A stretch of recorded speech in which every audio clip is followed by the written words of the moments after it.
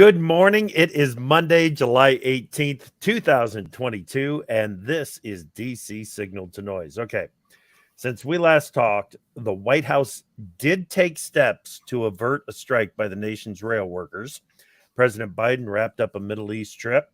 More rains fell across the Corn Belt, although some areas of the belt remained too dry, and some of that rain did come with some severe storms.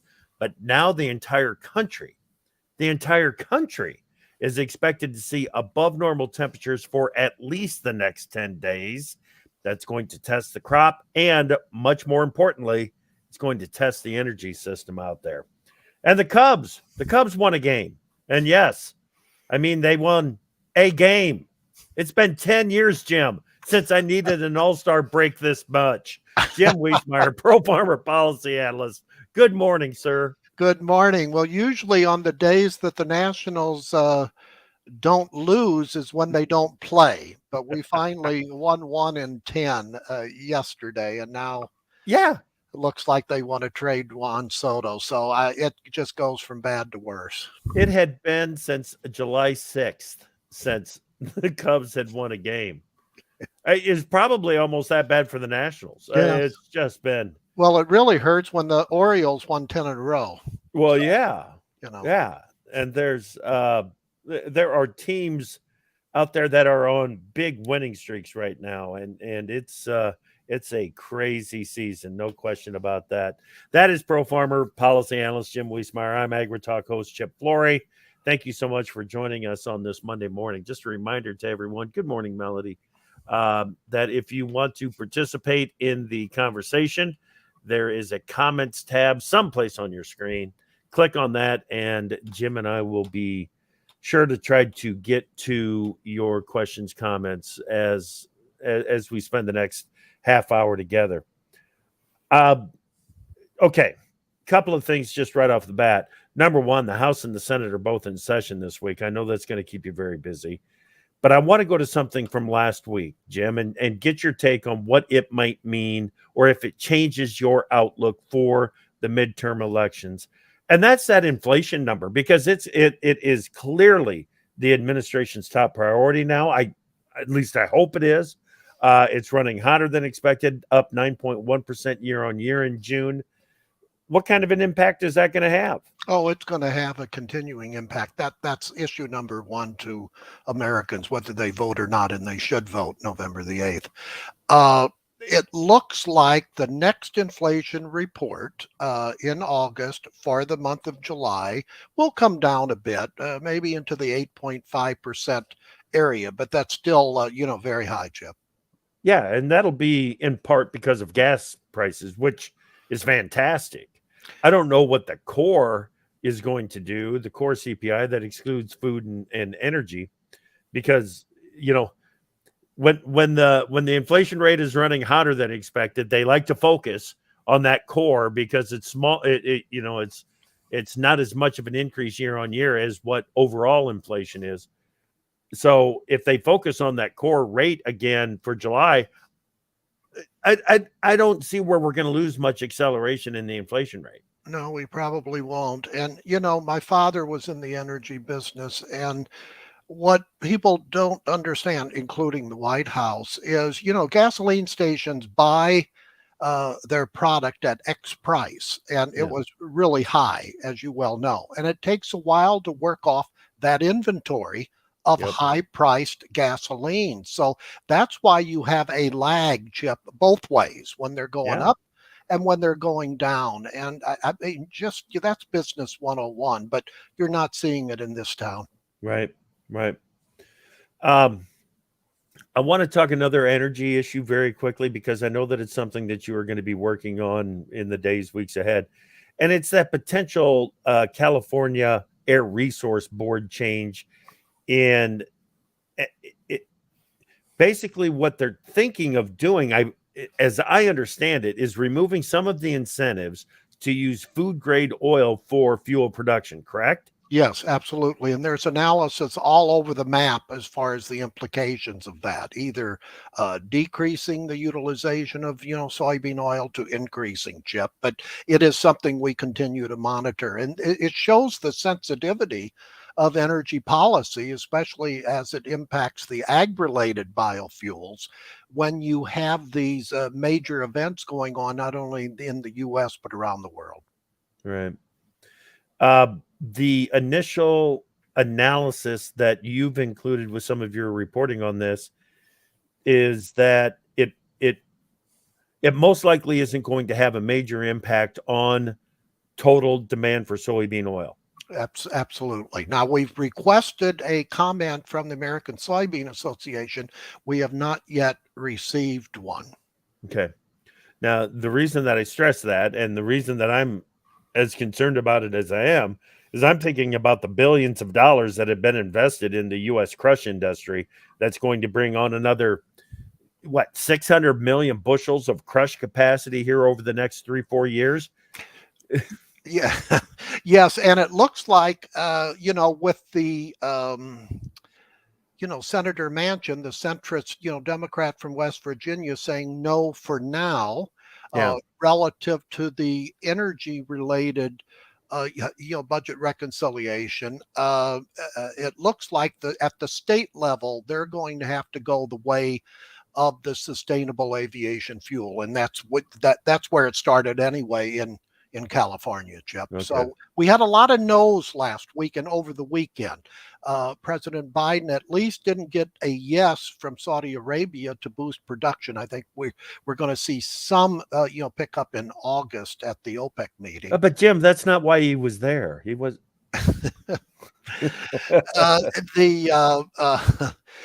and then Janet Yellen got a no from the G20 relative to capping Russia oil. Now, I want to get into something that is sensitive, Chip, from a foreign policy perspective. You had various commodity groups in town here last week, and I was surprised that not all the producers attending those grassroots meetings on Capitol Hill, but some of the higher ups in both the corn and soybean groups pushed or did not push some things that raised my eyebrows, and they're thick. The corn growers kind of bow-wowed and said they just weren't going to push for more money in a new farm bill because they were told the money is not there. I can't think of the last time farm groups ever did not push for more money. So that's an oddity. And on the soybean side, some of the leadership is saying, well, they're not quite sure about going the way of margin protection in farm policy. So I don't know what's going on at the farm groups, but this is again why I like to talk to the actual growers rather than some of the leadership. That margin protection on the dairy side of things, Jim. I get that. I think it's a program and a concept and a process that can work for livestock, can work for cattle, can work for hogs. I'm not so sure about on row crop. And here's why.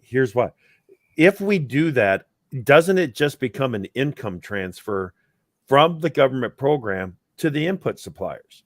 Because the input suppliers will push those prices up right to the edge, knowing that, well, the government's going to get the producer's going to get a margin payment anyway.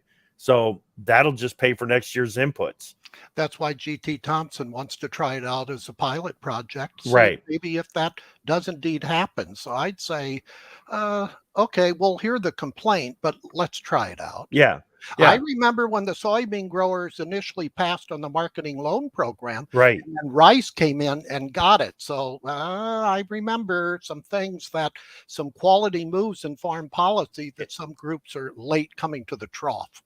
And I will say this, as apparently effective and as popular as the margin protection program is for the dairy industry, it should be looked at for other commodities. Especially if we're going into renewed inflation. Again, on the cost side. So we're not going to drop this issue. I'm not. So maybe we'll have Dr. Outlaw on from Texas A&M to that'd be great on this topic as well. Yeah, that would be great. Okay. On the funding of the Farm Bill side, Chip, we've said before, what better, although it's coming at a lot of cost, through the food security and national security in the last year or so that we've seen the importance of agriculture. That alone should mean adequate investment in farm and food policy. So I wouldn't bow wow and just say, oh no, the money isn't there. This is a time in which you got to put your funding requirements on those priority items, and agriculture is one of them to me. No, sure. Yeah. Yeah. Uh, Nutrition programs are only growing in importance to the urban lawmakers.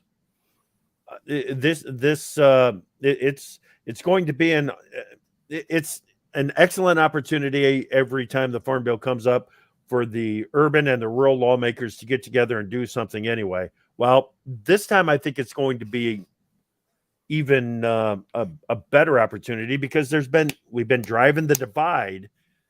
They're going to have to come back together and work together, and whoever is leading the Senate and the House, they're going to need support from the other party to get a farm bill done. Oh, absolutely. We've seen the last few farm bills where the SNAP and the other food nutrition funding has been a bugaboo, and that's why Right. I think if the Republicans do take over the House, G.T. Thompson would likely be the chairman of the House Ag Committee, and he's already told me that nutrition title will probably be the last one.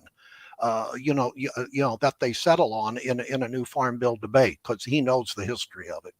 Right. Okay. Anything else from President Biden's Middle East trip that caught your attention? Well, I said on AgriTalk, and some others are saying this. He needed a reset on Mideast policy. Now I don't know about the fist pumping and all that, but we needed a reset because we've dealt with dictators before, Chip. Sometimes you have to, especially in the important Mideast areas. So, I'm not going to fault him from meeting with them. But if he expected them to announce when he was over there a boost in oil production, I just think that was a false goal. Yeah. Even if they did reach agreement, they wouldn't announce it. No. And then we had over the weekend in Ukraine where the president yanking a lot of his intelligence people because they were working. Zelensky. Yes, they Yeah. were working, with Putin's people. So that caught my eye. And now we're seeing reports that more than a few tons of Ukrainian grain has been sold onto the market place. So we By may who? well, who do you think? By Russia Right. initially. So we've got That's Russia. how their wheat crop is going to be as big as what they say it's going to be. Yes. We've got Putin going to meet with Turkey, is going to meet with Turkey and Iran this week. So that's of note. And, all the chatter the last week or so about this agreement, possible a corridor to Yeah. allow the exports of Ukrainian grain. We're going to see if that develops this week or Right. next week. Right. Right. Gotcha. Uh, there was a study released by the Fed. It came either late Friday or over the weekend that pandemic fiscal support boosted inflation. Surprise, surprise. Will there be recognition of this from the White House in the many comments that they make about inflation? What do you think? No. We have on the oil price, we have gone down all the price rise, Chip, on the crude oil that has occurred after February 24th when Russia invaded Ukraine. Will you see the White House announce that? And you still see prices pretty high, don't you? Mm-hmm. That was what came before the Russian invasion of Ukraine. So yeah, no, it's all what they think you ought to hear.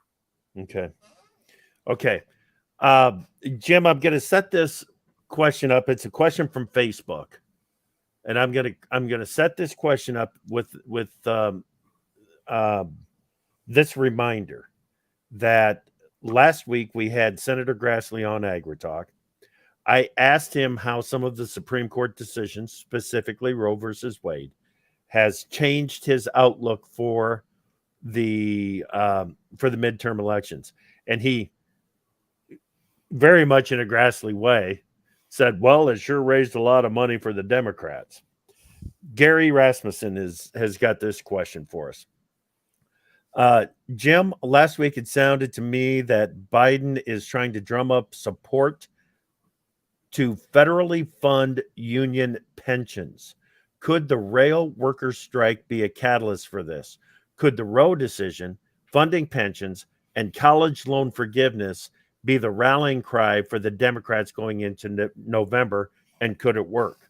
Well, I think parts of that I think is spot on. I think we're going to see some type of student loan forgiveness, another student loan forgiveness announced probably sometime in September, from what I can gather. As far as the labor union people, what I think is clearly setting up is we're not out of the woods yet. Uh, I don't think they'll come to an agreement even after arbitration, Chip, after this timeline goes through the 60 days. And that's a signal for the Democrat-controlled Senate, Democrat-controlled House to legislate an agreement. It's been done before, but this will be pro-union friendly. So Okay. in a way, that's what I see happening. Okay. Very good. Very good. Um, on the reconciliation bill, it's going to be reduced down to a couple of health issues, right? Yeah, the prescription drug, Yep. negotiations for the Medicare, program, and that's been a long Democratic wish on their list, and also the expiring provisions of the Affordable Care Act or Yep. Obamacare.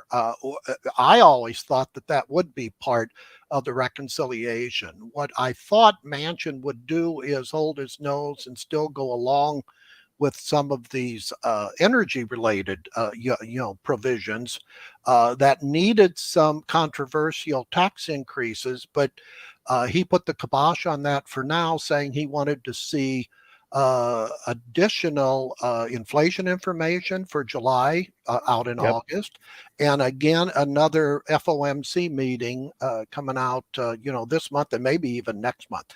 I think they're going to have their next statement on July 27th. Right. But the Democratic leadership in the White House, they're through, from what I can understand, of dealing with Manchin on this particular issue. They're going to take the two gimmies. They're going to take the prescription drug, Medicare, Yep. negotiating authority, and also the Obamacare provisions. Yep. I'm surprised because isn't there bipartisan support for the prescription drugs There uh, should be. legislation? There I should. believe there is. Now there may I'm not on be for the Medicare, so I extension. hope. there may not be for the extension of the Obamacare No. subsidies, but they had an opportunity to do something in a bipartisan way with the prescription drug legislation, and they're not going to do it. No. The interesting one is going to be this USICA, or what we call the Yes, China that's where I wanted to go competition bill. next. I think we're going to see Schumer, who's the majority leader in the Senate, Chuck Schumer from New York, is setting up a cloture vote for tomorrow. And without getting through arcane stuff, it looks like that would signal a vote on that bill, not this week, but next week. And I think it's going to happen. It's what other provisions they add to it, Chip, but there's at least $52 billion in there. And a lot of lawmakers from both political parties are wanting to attach their favorite amendments onto that must-have bill. But it looks like it's coming. Okay. And there's bipartisan support for that as well. Okay.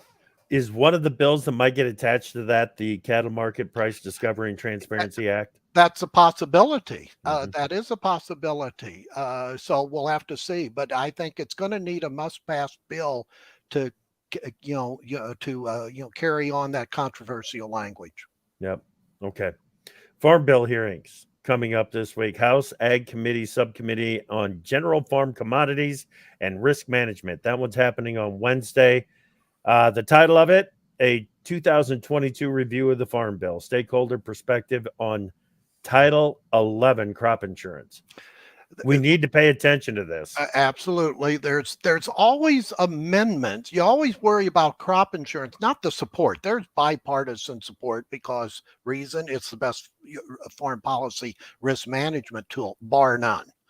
But you always have the naysayers out there because they like to pick the low-hanging fruit, and that'll happen again. But I fully expect widespread support at the hearing, Chip. It's later rather than sooner on how that program could be changed via amendments on reconciliation bills or whatever. But it's a program that works. So, and it works because RMA, Risk Management Agency, working with the private industry, continue to tweak it when they should. So it's a living type of a program that's not entrenched like the Farm Bill is. You get it done once every 4 to 5 years, and then it's in like concrete. And that's why I like the crop insurance far more than the underlying Farm Bill.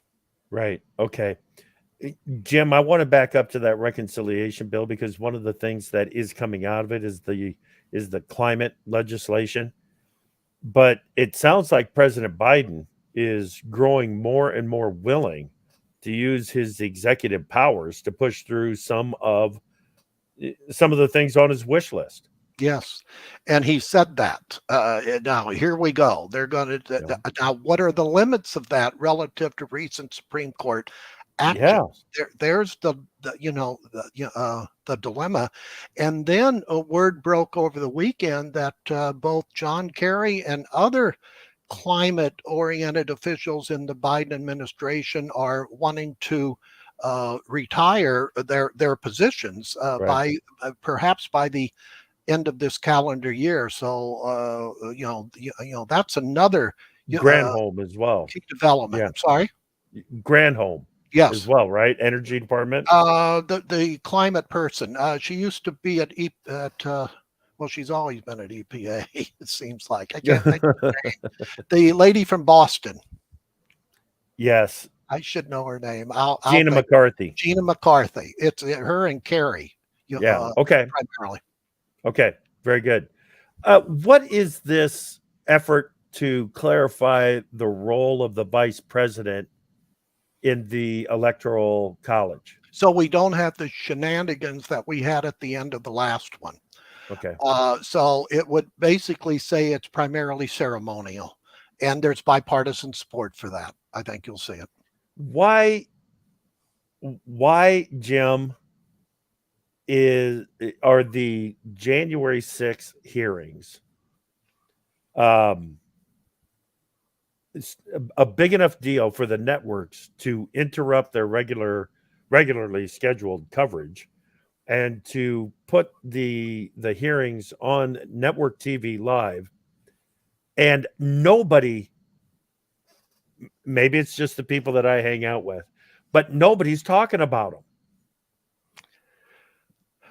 It's the world we live in today, especially in the U.S., where they're picking their spots. They're cherry picking topics, Chip. Period. Yeah. No Although doubt. I will admit, I watched most of last week. I taped all the network news, CBS, NBC, and ABC. You talk that a glutton for punishment, having to watch them.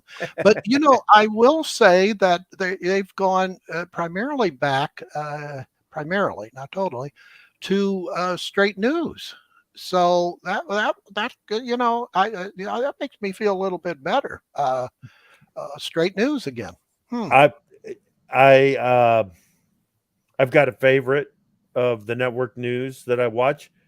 I went away from watching it for some time, and now for me, 5:30 every afternoon, it's must see. I've got to watch the network news now. Yes, because it's gotten much better. Yes. You know, Yeah. and there on this other, on the very sensitive issue, oh, you Trump people don't email me. There was a report issued last week, lost, not stolen, by all Republican writers, and some esteemed one, looking into the allegations of the stolen election. And to a person, they said it was not. The Yeah. election was lost. So just give it a fair treatment. Go on the Yep. internet. It's free. You can Yep. read it. But I think that they did some good research, and I hope everyone reads that report. Okay. I'm coming back to the reconciliation bill again because of something else that they took out of it, and that was the increase in taxes. And it's because you mentioned it earlier that Manchin doesn't want to stay away from raising taxes, at least for the moment. But Jim, based on that analysis by the Joint Committee on Taxation, there the plan that is being considered is a real burden on all taxpayers. Yes, and it would have increased taxes on those making under 400,000, even Yeah, though Biden in the White House kept on saying it would not. This is a bipartisan joint tax committee analysis. right, right. Okay. Um, the last thing that I've got is, and you talked about it earlier, but it was the USDA Appropriations Bill. We're figuring out spending, right?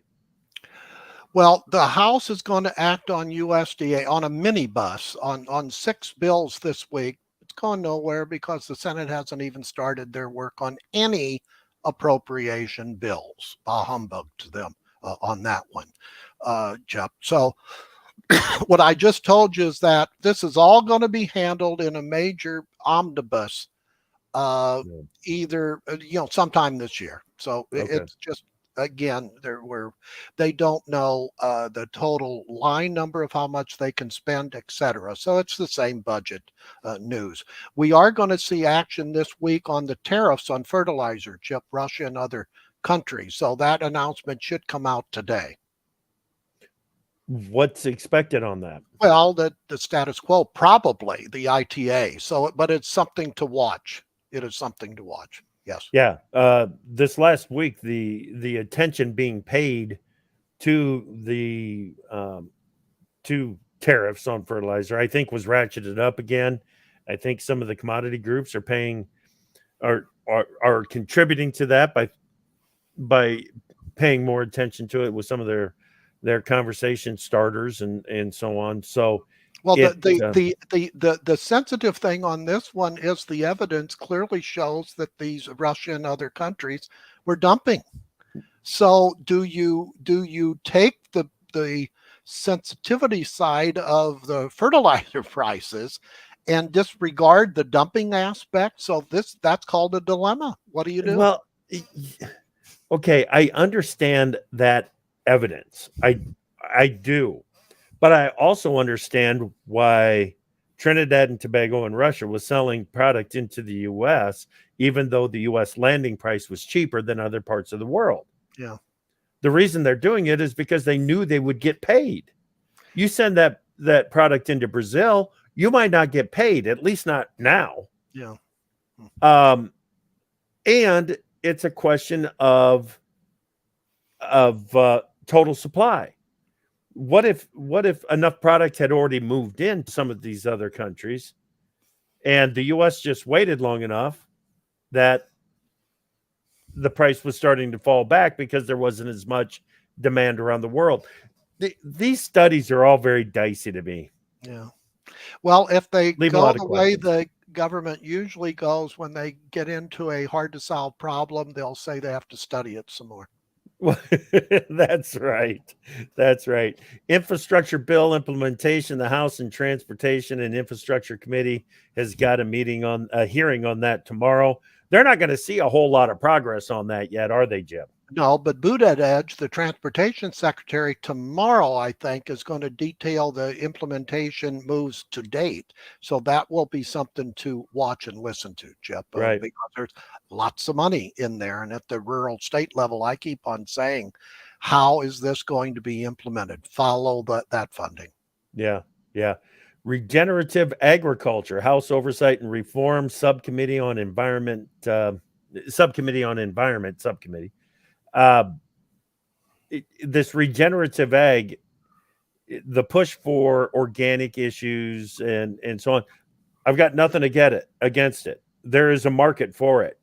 But if you want evidence of what it's like to take a whole country's agricultural industry organic, take a look at Sri Lanka. Yeah. Doesn't work. No. You run out of things in a hurry, including money, because you're importing so much more food than what you have in the past. We'll see what some of the clear conclusions are after the hearing this week, Chip. And Absolutely. Back. All right. Anything last second here to throw in, Jim? No, other than we are definitely putting premiums back into the market for both U.S. and European weather. I mean, if you think it's hot where you are, and it's going to be hot, it's hotter in most locations in Europe. Yeah, that's right. And when you take a look at the 6 to 10 day forecast, it's got heat over the entire country. Yeah. Now, where are we at on the pollination cycle? Aren't we nearing? We're just starting to shoot tassels here in Northeast Iowa, just starting. So the next 10 days, those that are just starting are going to be pollinating. Yeah. And I would guess that over this next week's time, we're going to go from 5% tasseled to 80% tasseled. Wow. Right in the gut slot of these high temps. That's right. Then, you know, Merrill Oster, founder of Pro Farmer, along with Jerry Carlson, taught us many years ago the nighttime temps are also important. Oh, yeah. For the crop to breathe. Yep. Once you get past pollination, you've got to cool things off at night if that crop's going to do what it does best, and that is capture sunlight and turn it into something that we can use. Yes. All right.